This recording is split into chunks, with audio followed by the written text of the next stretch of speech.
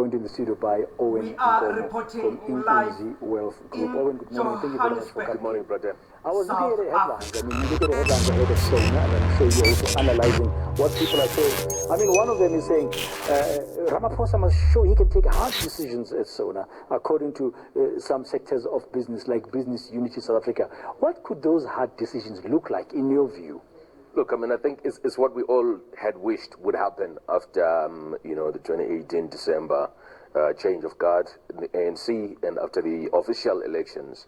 We had hoped that President Ramaphosa... This is now last year. Yes, I mean, we had hoped that President Ramaphosa, when he takes charge, he will start to make those decisions without fear and favor. The fact that we're still debating whether or not SAA is a viable entity that must continue to fly at the expense of the taxpayer is a big concern. And the fact that we're still battling to deal with the ESCOM issues decisively is a big concern. And I think that some of the tough decisions to be made, in my humble view, going to take people's pensions should be like a very last resort. Instead, what you should do, restructure your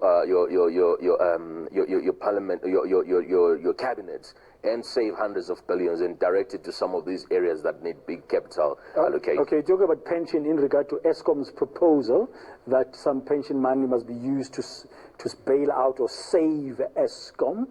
And you are saying that's not a good idea. It should be the last resort.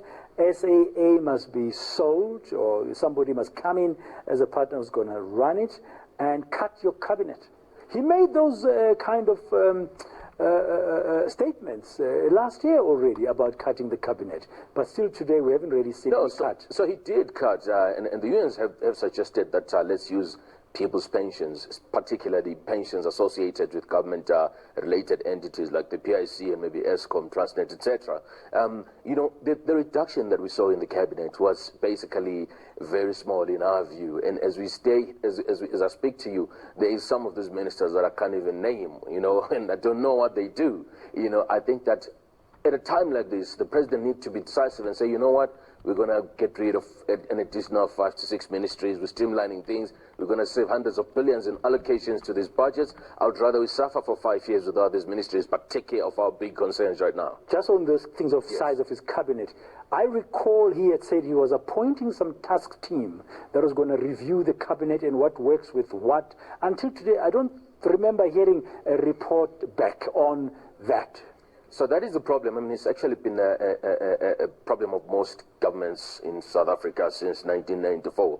Where we change things, we don't give a report back. We don't give a scorecard to say, this is how things look, and this is what we envisaged, but this is what we've achieved. And so it's really difficult to say that, we are seeing traction out there. So I think that the media is rightfully critical of the lack of, prevalent progress under the leadership of the president at the moment. If you don't use pensions to save ESCOM, as COSATU is calling for, of course, there's opposition from FEDUSA, another trade union federation, and Solidarity is threatening legal action if the president announces that we're going to use pensions to bail out. If you don't do that, what will be the solution? Where will the money come from? 450 billion rand debt is big.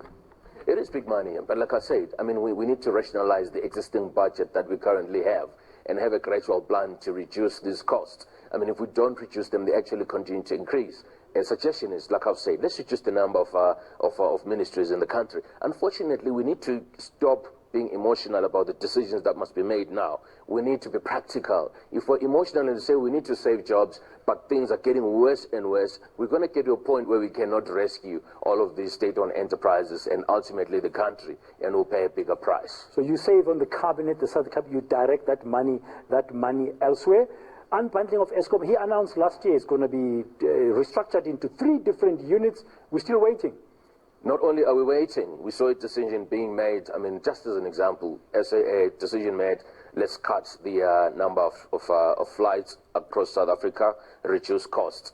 And then you've got a team that's responsible for restructuring there, the business rescue team, making that decision. And then you get the president himself and other ministers opposing what the business rescue team is saying. So are we sure that the going-ons at ESCOM are going to be fully supported towards leading them to us reducing their costs? I mean, it's a concern from a policy perspective, from an interference perspective. And as long as you see these smokes and mirrors, you then question whether taking cash from people's pensions is going to actually address the real problem that must be dealt with, or we're going to continue to see money being taken into these institutions and spent and sent down the drain without being solved? Yeah, basically the message I'm hearing, stop throwing money at the problem, make some hard decisions. Thank you. Today is the day where all South Africans and Africans and the whole world are looking into the Parliament of South Africa, where the President of South Africa will have to tackle the issues that the country faces. Be it the government entities that are struggling, SAA, ESCOM, and others. President Cyril Ramaphosa is facing a really problem where he will have to satisfy everyone. Let us hear, and we are looking forward to hear what he will and what are the structures. And as I speak, I'm here in Johannesburg. We are waiting for the time this evening to come, and everything is getting ready. Everybody is getting ready for a big moment. And the business people are there, hoping, keeping their fingers crossed, hoping the good will come. Because the rating agencies are at their ticket to downgrade South Africa to downgrade. We are all keeping our fingers crossed.